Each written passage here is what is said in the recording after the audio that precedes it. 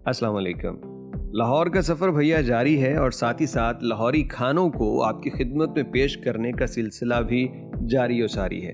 लेकिन इसमें मैं थोड़ा सा चॉइसी हूँ कि सिर्फ वही पॉइंट्स या फूड्स आप तक पहुँचाता हूँ जो मैंने बहुत टेस्ट के हवाले से या किसी और वजह से मुनफरिद पाई, तो वो सोचा आपके साथ भी शेयर करूँ। तो आज हम आपको लेके आए हैं एक ऐसे फूड पॉइंट पे जिस दुकान का कोई नाम नहीं, लेकिन इसकी पहचान दूर दूर तक है। आपको इसका एड्रेस भी बताएंगे और क्या मुनफरिद चीज़ हमें यहाँ पे लगी, वो सारी चीज़ें हम आपसे डिस्कस कर रहे हैं। इसके मुतालिक मेरे दोस्त आमिर ने मुझे कोई 5 महीने पहले कई मरतबा बताया कि यार ये बड़ा पॉइंट है नाश्ते के हवाले से। तो मैंने कहा कि यार इस पे चलते हैं। खैर करते कराते हम एक दफ़ा यहाँ पे गए तो पता चला कि ये सेल 10 बजे शुरू करते हैं और 2-3 घंटे बाद इनकी सेल ख़त्म हो जाती है। तो मैंने कहा फिर आएंगे। आखिरकार एक दिन सुबह सुबह जब मैं आमिर के घर सोया हुआ था तो मैंने इसको उठा लिया। मैंने कहा यार चलो वो नाश्ता कर रहे हैं, कहीं ख़त्म ही ना हो जाए।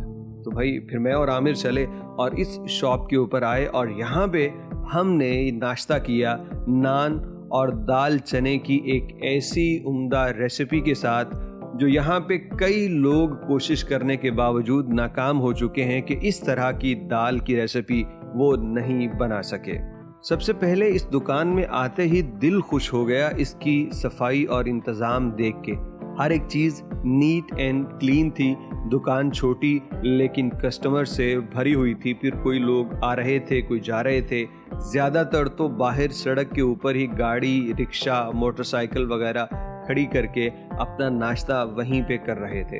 खैर जब नाश्ता आया और मैंने इसका पहला नवाला आहिस्ता आहिस्ता चबाना शुरू किया तो यार वो जो तारीफ़ें आमिर ने की थी, मैंने कहा कि वाकई ही सच्ची बात है, क्योंकि इसके अंदर एक दाल का ऐसा जायका समझ नहीं आता था। ना तो इसके अंदर चिकन है, ना इसके अंदर वो कोई कनौर वगैरह डाला है, लेकिन फिर भी इस दाल का जायका मुनफरिद ही था। अगर मैं आंखें बंद करके खाता तो मैं कभी गेस न कर सकता कि मैं चने की दाल की कोई रेसिपी खा रहा हूँ। यहाँ से खाना खाने के बाद जब आप बिल देने लगते हैं तो कीमत जान के आप कंफ्यूज हो जाते हैं कि कौन सी चीज़ ज़्यादा बेहतर है, यहाँ का टेस्ट या फिर कीमत। क्योंकि कीमत के हवाले से भैया इसने सरप्राइज कर रखा है। 50 रुपए में आप अच्छा नाश्ता यहाँ पे कर सकते हैं पेट भर के। और वो किस तरह से? वो ये कि ये लोग यहाँ पे नान सैंडविच बना रहे हैं, यानी नान के ऊपर ये भाई साहब अपनी जो दाल रेसिपी स्पेशल है वो उसको पूरा उसके ऊपर लपाई कर देते हैं और उस लपाई के बाद वो एक सैंडविच की तरह पैक करके कस्टमर्स को सिर्फ 50 रुपए में दे दिया जाता है। ये एक अच्छा वज़नी नान है, बिल्कुल वो छोटा सा हल्का नान नहीं है, इसलिए ये पूरा एक सैंडविच का टेस्ट देता है। क्योंकि इसके अंदर जो उन्होंने फीलिंग की होती है स्पेशल दाल की, वो आपको कोई किसी और चीज़ की ज़रूरत बाकी रहने ही नहीं देती। तो मैंने यहाँ पे देखा कि बहुत से स्टूडेंट्स थे, फैक्ट्री वर्कर्स थे जो 50 रुपए में नाश्ता कर रहे थे। अगर कोई ये सोचता है कि भैया एक नान से क्या होता है, तो भाई फिर 3 नान से भी कुछ नहीं होता।